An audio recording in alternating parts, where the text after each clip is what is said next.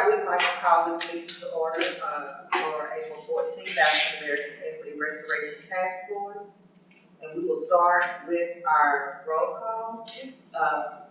Before we do that, I'm sorry, I'd like to welcome and thank everybody for sharing part of their evening with us. And I believe we might not have enough for a point, but we can move forward with the agenda. So let's go ahead and start with roll call. Yes. All right, Councilwoman Lily Kinsey, Deborah Porter, here, Mary DeTodd, Stella Bridgman, Tanisha Baker, Here. Anderson Owens, Here. David Miller, Jordan Underwood, Vincent Jones, Brandon Harmon. Here. Thank you. And now, hopefully you've had an opportunity to review the minutes from our January meeting, and if I can get a motion in a second. We'll have to pass that one. Yeah. No form. All the things in red, we can pass it later. Oh, yeah, because we don't have my apologies. Let's move to our staff report. And I'm just going to pass it over to Dee Dee to share with us about our grant update. I'm sorry, we can't move forward because we don't have a form. Correct. So I was just gonna do a motion to approve. So the Arts Pathway Grant, I met on Thursday, we did a panel discussion just for an update. This is for $25,000 to go to one of our organizations, Drums Up, Guns Down. And so we had like a question and answer style with them on Thursday. It went well, and I am waiting to hear the answer. Find out hopefully soon this week, so I was told.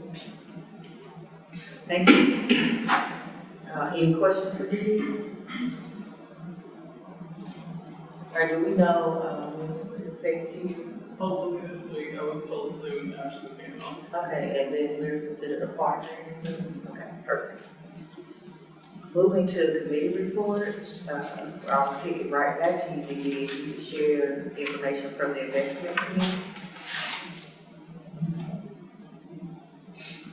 Sponsorship parameters, do you have that? Do you have those notes? Like what we are going to do, or the last update from the first meeting. I guess it would be the last update, did you?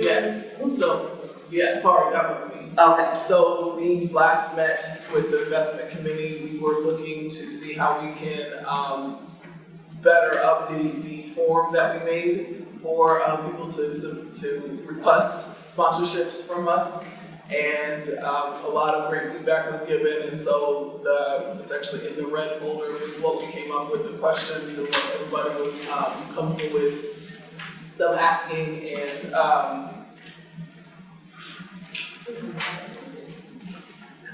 and that is all, and then we have more to do later. But what we have now is based on what the committee asked for me to create.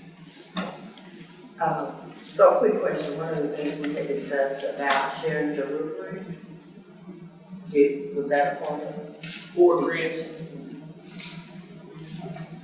Yeah, we've not gotten to the point where we're talking about the grants again yet. Okay. So the new grant process for 25-26 will not start until the fall. So we do anticipate bringing the investment committee back together. Okay. To kind of debrief, and we'll talk about that at that time. All right, and then subcommittee update, starting with education. Yes, Stella is able to make it, but she did give me her notes. So the education subcommittee met on March 10th to identify strategic priorities aimed at addressing the educational disparities in East Knoxville's Black community.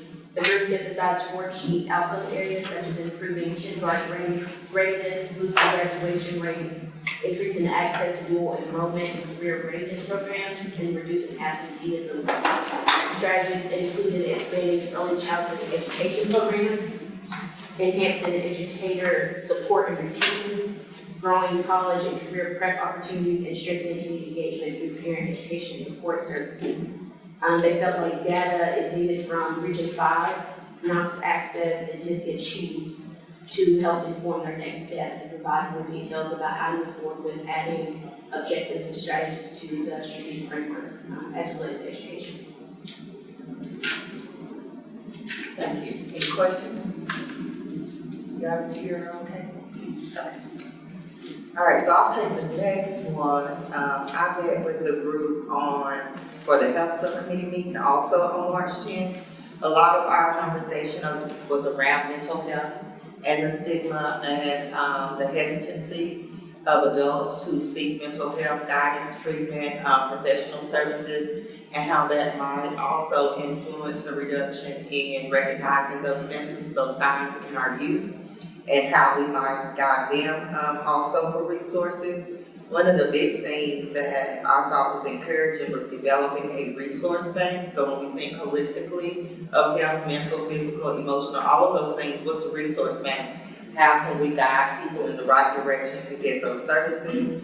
We did have questions about cost limitations and access. We also wanted data as far, which I saw after this, that there is a health report provided by the health department, kind of the state of Knox County, that gives us a little more information, but we're particularly concerned about African Americans and their disparities in health.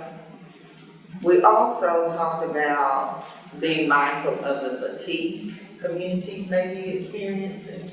And I think that plays some into the mental health and the capacity that they have. So in summary, we again talked about the Knox County Health Department, how they refer clients out due to their lack of direct services. So what kind of resource bank can we have? Also exploring the cost and insurance coverage, might create barriers. My employer provides 100% coverage for mental health services, for treatment centers and all of that, but everyone isn't that fortunate. So how do we guide people into the direction when we know that support is needed?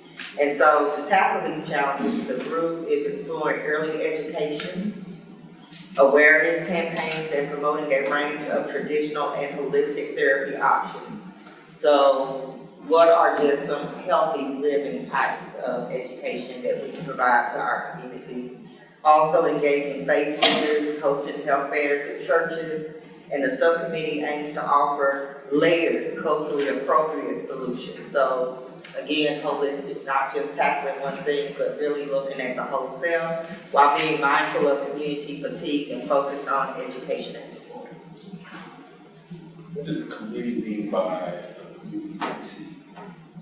Tired. But really just a part of that plays into their mental health, the ability to recognize symptoms that may be impairing your health is when you are tired of so many different things. So tired of the challenges facing the community itself, but also tired of kind of being in the dark about next steps and how we move forward with current policies and things like that. So with that fatigue, just reduction in the mindfulness about paying attention and seeking support and seeking help.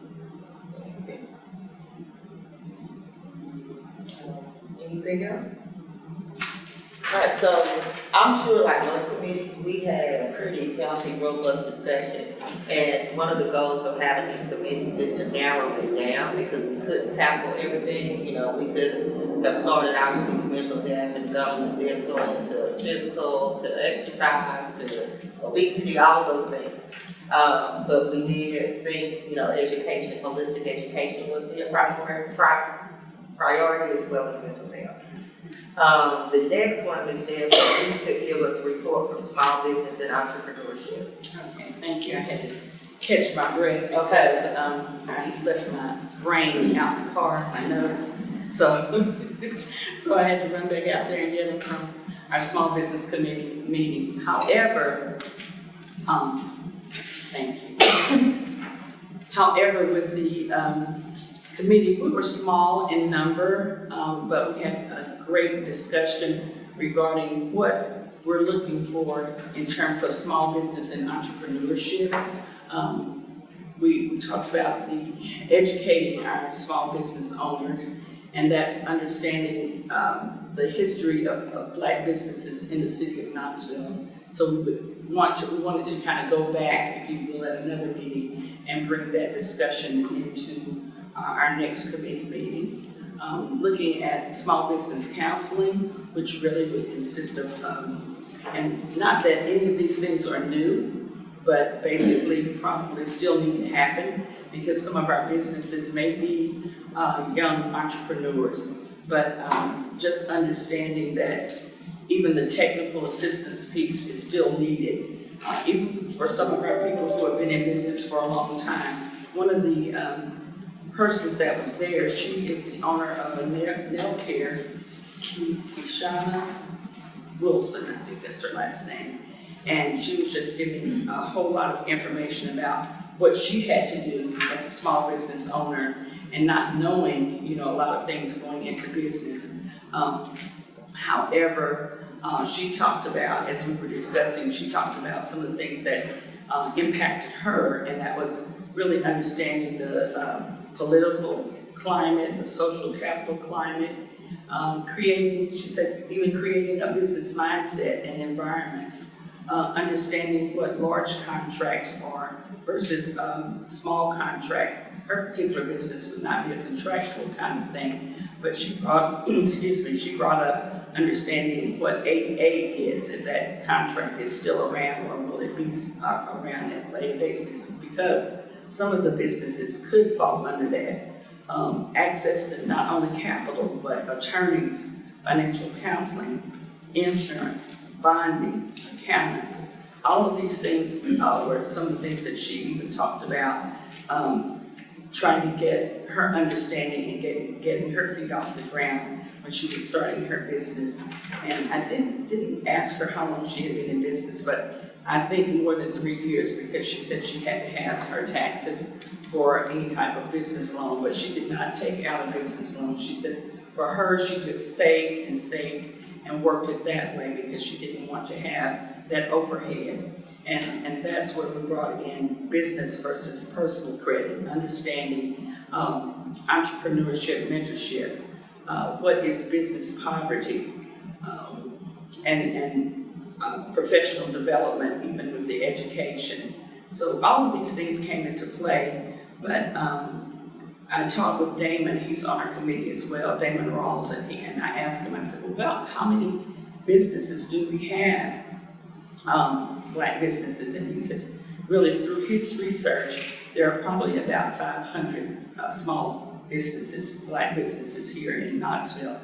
And that kind of, you know, shook me, because I thought, well, where are they and what and how are they faring? Well, we know, you know, some of them, but everybody does not have brick and mortar. You know, it's not a brick and mortar kind of business, and they have different types of businesses, whether counseling and using, you know, home base, or whether it's educational type of business, those kinds of things. They may not have a brick and mortar. So we were discussing that, and of course, Kishana said one of the reasons was because of overhead, and trying to keep, if it's, for instance, say a food truck. Well, some people don't want to, some people like the food truck idea and don't want a brick and mortar because it really costs a lot to run that brick and mortar. And we had discussed some of those types of businesses. But definitely Damon said we had about 500 small Black businesses in the city of Knoxville. And he will be at the next meeting. He was unable to attend this one. So basically, those are the kind of things that we talked about, just trying to get a sense of where we are in Knoxville, how do we need to progress as a committee, as a task force to helping our small businesses. And one of the things that she had mentioned is 100 Knoxville. It's a co-star program. I think it's under, I don't have that in my notes, but she said there's usually a $5,000 award with being a part of that if you win the, I hate to say contest, but however they use that. So anyway, she mentioned that, and of course there are other, the women, I think it's the Women's Foundation, they have a small business pitch contest where you can get $2,500, $5,000 or more possibly if you are part of that. And so some of those things that people just don't know about, and it's a lot of communicating these things, and that might be where we come in, to be able to actually communicate and get the information out to our small businesses, especially with Damon being on the committee. and he may have addresses and phone numbers and emails and that kind of thing, that we can get that information out to the people so that they can be able to take part. If we ever want to do like a personal development or technical assistance type of thing, maybe we could even do that. So those things are to come and to discuss, but that was our initial meeting. Thank you. Before we move to Anderson, so you're up next with workforce equity. Before we do that, it just made me think of something, and this will be for you. For each of our buckets, if we could start a resource bank, I think eventually we would have some sort of publication that could guide people, whether it is health or education. I can't tell you the number of calls I get for tutoring, which I don't do any longer, but I haven't found a great bit of like places to direct people. So I'd like to see us over this next bit of time create a resource bank for each bucket and turn that into a publication as well. Anderson? Workforce equity, so we also had a small conversation, just one work president outside my second meeting. So our conversation wasn't too wide, but we did talk a little bit about the elephant in the room, approaching DEI, and how that might be impacting the local workforce. And then a lot of our conversations really was centered around kind of getting the youth more involved on the working aspect. So not more so the Boys and Girls Club, the Youth Academy side of things, but the committee member, president, she mentioned, how was the program she mentioned?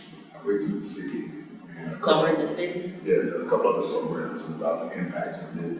We're trying to approach the workforce equity piece. And then we kind of talked about general barriers for people wanting to get back into the workforce and or what's stopping them from staying in the workforce. Some of it that may be systematic and some of it that may be internal, of just we have to let some habits go and some ways to try and do different things. And so our conversations were kind of bouncing a little, but it was more so centered around people, small people and their small barriers of entry and their small barriers of continuing their jobs. And so it's kind of what I look forward to us picking back up in June and hopefully have a full committee. Yeah. So I would add to that when you think about our resource bank and what this committee might be able to support.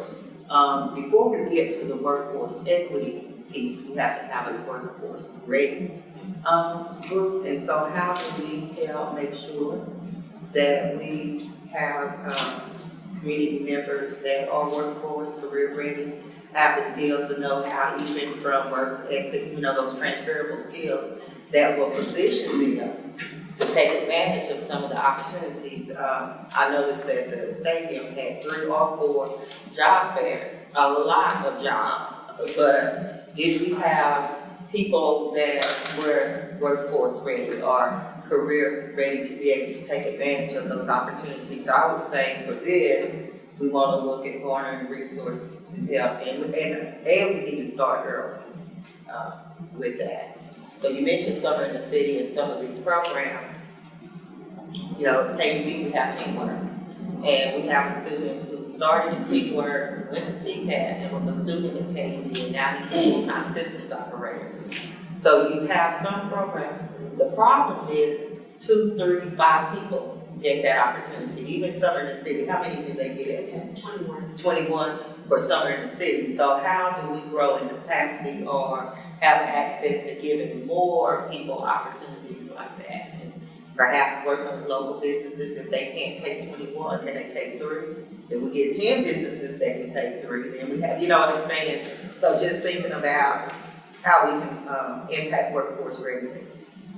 All right, so we're going to move, if there aren't any questions for Anderson or anyone. Well, I just, Okay, Anderson, I wanted to know if you all discussed the Go Places employment that Vivian Scheit does, because that's something that's really on the ground and ready to go for 18 through 24-year-olds, and they're placed within a business that is up and ready. It doesn't matter whether it's a Black business or what, but these Go Places, just Go Places. Vivian Scheit is the program director. And you might call her and get some more information about it, so. All right, do we have any announcements from task force members?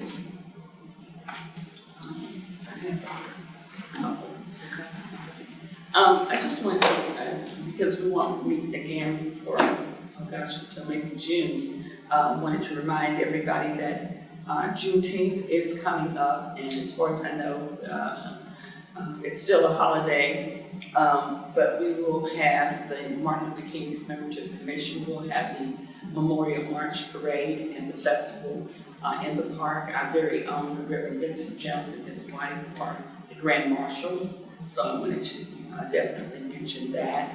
And that will be the festival in the park. We'll start around 12, right after the parade, 12 to about 3. Sometimes people get, excited. It's not open until about 4, but we will definitely be there between the hours of 11 and 4. So I wanted to remind everybody about that. And we will have areas for retail, areas for nonprofits, health and other information. Also the food court, definitely the food court, so I have to remember that for sure. But we will have all of those things there at the Harding Park on Martin Luther King Jr. Avenue. So we look forward to that. On Juneteenth, kickoff is of the Memorial March is 10 a.m. at the Chilhowie Park. And so we're looking forward to all the activities that day. And another activity that I was just told on yesterday is the Women's Foundation, who is having the small business pitch contest. And I forget where they're having it, but I'm sure more information will be out on that as well. All right, I have to get my calendar out. I have one announcement. I'll support, as the chair, also 5 Points Up. And so it is time for our annual cleanup. And it's in May 17th. And so I'll probably send out the flyer and remind everyone, if you have an opportunity to come out even for a little while to support the East Knoxville cleanup, that would be great. Any other announcements? You got one? Anyone in the audience have announcements? Do you all have any announcements? No. So, is on. May 17th, is East Knoxville cleanup. No time. Yes, we start to assemble around 9. And then we usually wrap up by noon. So the way it works now has changed a little bit from the past. We used to send people out in different directions, and we still do, but our dumpsters, 9 dumpsters are spread out throughout East Knoxville. So you can come with your crew or your group. Pastor always do the strip in front of our church in Hardy Park, me and my crew. But you can actually go and take your crew to your neighborhood. You can go to Burlington. You can go up, there's a Silver Green area. You can go Brooks Road, Dandridge area, and Harriet Tubman. So there will be dumpsters there instead of, before everyone brought their trash back to 5 minutes. And we collected it all, but now we have the dumpsters spread throughout the city. We have pickers, garbage bags, and gloves, along with refreshments. So we'll kick you off with some type of healthy start. And then after that, we usually grill hot dogs or whatever for when people come back and have prizes. But, the goal of 5 Points Up is to beautify and unify East Knoxville. So this event really fits that purpose well, because a part of it is about community getting together and working together. And so I'm always excited to see people walking alongside each other. Plus the streets look really good for there. After that, so yeah, for the room. We do things sometimes about, like, should we do it the day after prom, or days when we know that right before that was gonna be a lot of traffic or a lot going on. After doing it for, I think we might be in our 11th year, you hope that you start these things and that the community will pick it up and organize it. And we would say, like every other month, a group would be assigned to do that. But for now, we're still gathering the community together to do it on this occasion. Okay, if that is all of the announcements, then we do have some sponsorship requests, however, they're gonna require big votes. So there has been an update to the link, and I'm really appreciative of the work you did on that to speed that up. But in your package, you will have one from Apex, which is a leadership program. I'll describe it similar to Leadership Knoxville for people of color. But one of the things we often struggle with is the who's next. And in order to know that, I think we need to start preparing to pass the torch. I joked with them and said, we'll throw the torch and let it set on fire, but we want to be able to pass the torch and to pour in knowledge and help groom our next set of leaders. And so since we need a vote on that, I'm gonna just ask that you review the information and be prepared to vote. Our next meeting is when? It's July. July, that's what I thought. Yeah. Does the investment committee meet prior to that? No, but, Attorney Kristen, we have 4 of our 5 investment committee members here. So I don't know what you may suggest for that versus us calling a special call meeting to review the same information. Different form setting, I think we'll probably have to. So if it can wait until July 14th, I think that that's fine, unless the investment committee is. When's graduation? That's what I'm. Oh, you want for the Apex September?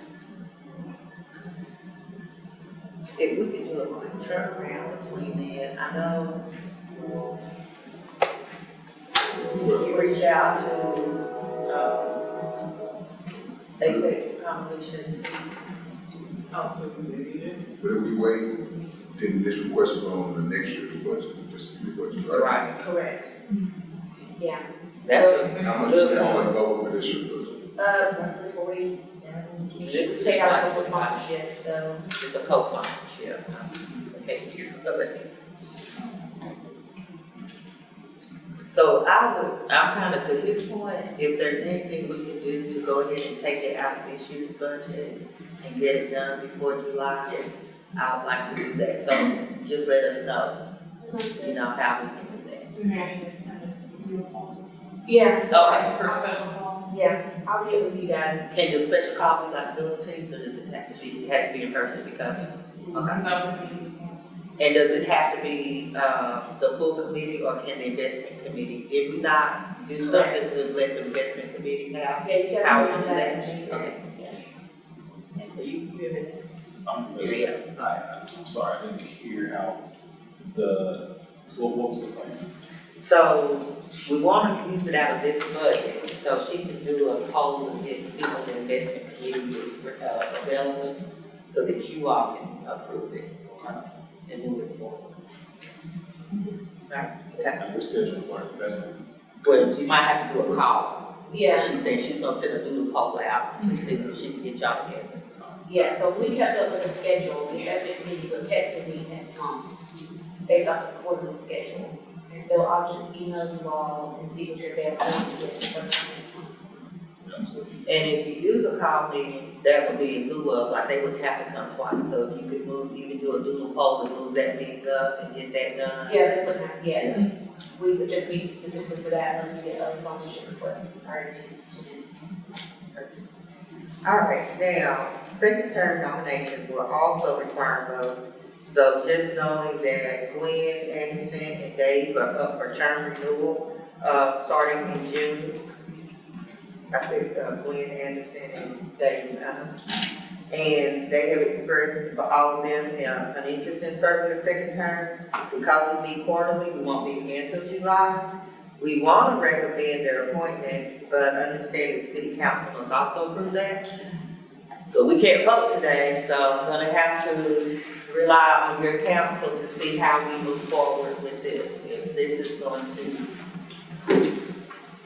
Yeah, that's part of probably what we'll have to talk about with a special call meeting to talk about the recommendation from this group for council. Yeah. Can the exec committee do that? No. And before we move to the next topic, I know the Thursday is very said that's the first item for Ms. Ted. If we could put back, Well, being that Councilwoman Gwen McKenzie isn't here, I really don't want to get into a big discussion tonight, because I think what we need to do is really just table it, and then we can have a discussion before we really come out with a disparity study. But those of you who may not know, the disparity study was done in 2023, I believe, for the city of Knoxville by Miller 3, and that's a company out of Atlanta, and they did a thorough job of bringing forth the information and getting the data from the small businesses here in Knoxville and some beyond probably, but Leroy Thompson was instrumental in doing some of the legwork here in Knoxville, along with the company M3 or Miller 3. And so at this point, I'll table that discussion and allow us to get a little more familiar with the disparity study and then bring it forth at another day. I can send everyone the link to this studies. I was gonna ask for that, and I didn't mean to skip right past that, but you're right, because one of the things we need to do is unpack that and see how that is applicable to each of our buckets. Like, you know, each group wants data, and there's probably some in that study. I'll leave a few. She said she's. Yeah, the link is on the city's website, of course, but it's about a 504-page document. But of course, I wouldn't want to copy 500 pages around the paper. But there is data concerning the small businesses, and doesn't matter what ethnic group you're in, whether it's African American, Asian, Native American, all that data is here in the report, and they really did a great job in breaking it down and everything. So I think it would behoove us to kind of know a little bit about it before we bring it forth to the task force.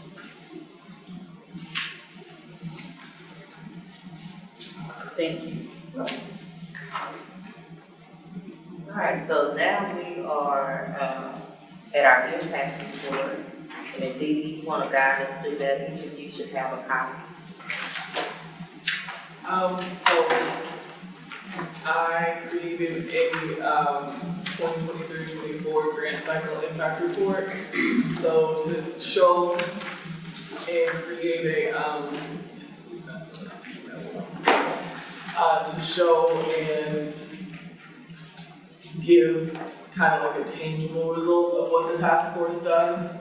I think that's been my biggest thing with this organization, is I want everybody to see the good that we do, and a lot of people don't get to see it. And so I've been trying to figure out ways to basically raise our brand identity. So there's a letter from the chair in there, there's stories of change, how our money was spent, which of the things they used during their programming. And then I made an executive conclusion, and then we have acknowledgements, and I've just made sure that our organizations were seen, heard from, and like properly reported about throughout it. So I've had a chance to preview, and I think you did a fabulous job, and this is something that we can use to support our efforts when people wonder what we do, who do we impact. At least this gives us an opportunity to give them something tangible. The extra copies, so I guess my only question is thinking about where can we put these. Like, I have a couple of places in mind. Obviously, I think for those that have participated in the grant cycle, they should have a copy. 100%. But there are probably some public spaces where it would be helpful to have these. CAC, East Magnolia, I think is one that comes to mind. Anyway, y'all can think about it and see where it might be great to have these in. It's gonna be available online soon. Yeah. So we can have a lot of I just wanted to make sure we show all the work that we do, and that is shown for East Knoxville specifically, which is why this photo on the front. Well, I think you did a wonderful job here, and not just that, but to be able to tell our story, because a lot of people say, well, what are we doing? And we've done quite a bit, even though it may not always be seen, but people need to know our story. Thank you. Okay, do we have anyone sign up for public forum? This is amazing, I'm sitting here thinking we're getting something, but, if not, we are, well, I can't have a motion to adjourn. Well, luckily you don't need one, you ran out of agenda, so. So,